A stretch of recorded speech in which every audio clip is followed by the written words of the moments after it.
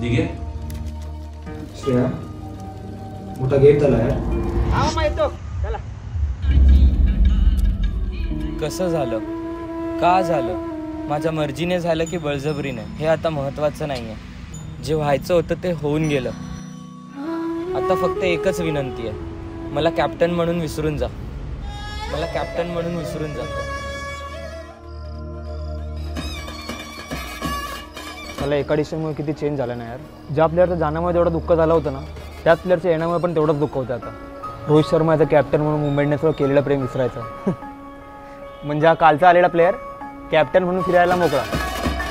5 IPL trophies, 10 वर्षाची captaincy आणि रोहित शर्माने दिलेल्या एवढ्या मेमरीज सगळ्या विसरून जायच्या.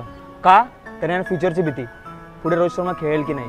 लोक म्हणतात रोहित वस्तू विसरतो, वडापाव खातो, स्टार्टिंगच्या 5 मॅच हरतो.